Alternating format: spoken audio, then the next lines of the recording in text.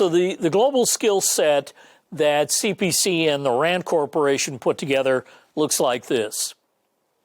Now, all of this means that you're going to be interacting with a number of people. This is a big list, and you have to be able to shift gears pretty quickly to figure out what it is that others want, what their expectations are, what their limitations are, and your communication with them is a function of what Aristotle 2,300 years ago called appropriate behaviors.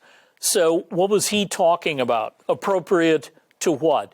Well, the answer is audience, purpose, and occasion.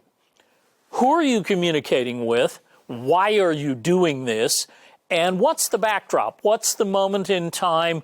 What's the event? That will change your word choice. It will change the way you organize how you communicate, and it will change how you look at your audience. But those are the three basic considerations.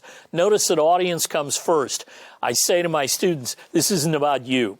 This isn't really even about the subject at hand here. This is about them. It's about your audience. If you give them what they want, if you give them what they need, they will give you what you want.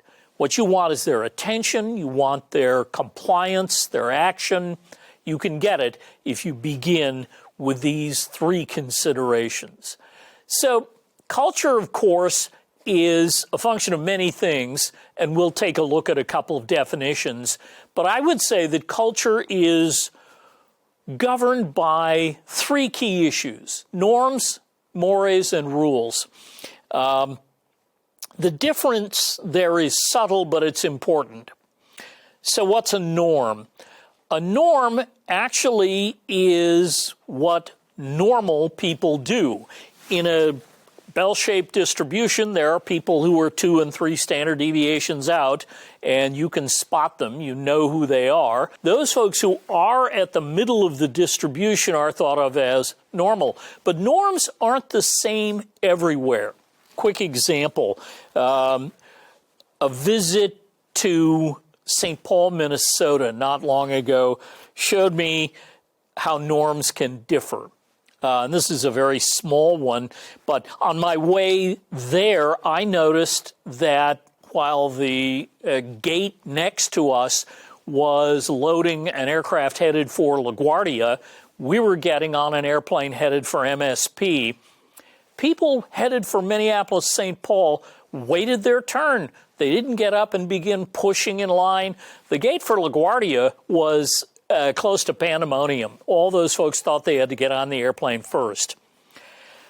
Another notion is that we went out to dinner in St. Paul. It was wintertime. It was cold. We were walking back to our hotel, and there wasn't a lot of traffic. And when we got to the street corner, I stepped into the street, and a friend said, "Oh, no, step back, eh? Got to wait for the light." There is no traffic. It's dark. It's cold. I want to cross the street. But the normal behavior in St. Paul is wait for the light, eh?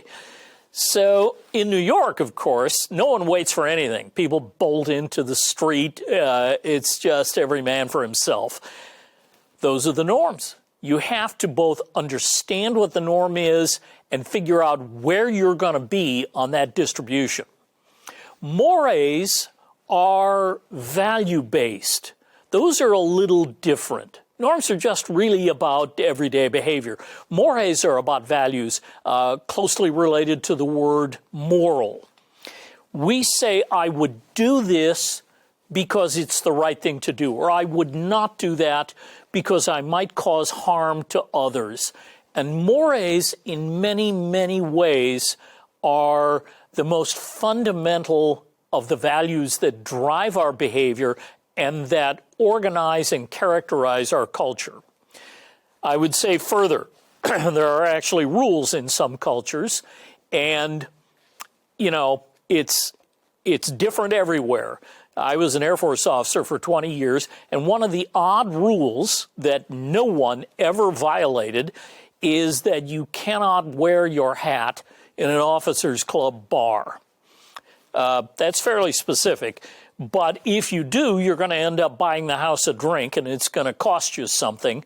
And I don't know where that rule came from, but you wear the hat when you're outside, you don't wear it where you're inside, and the rule is firm. There aren't many exceptions. How did that develop? I don't know. I have no idea where it came from, but I was briefed on that pretty clearly when I was a second lieutenant. So I would say you have to consider the culture in which you operate, the culture from which you come, and the expectations of your audience. The more you know about their expectations, the better off you're going to be.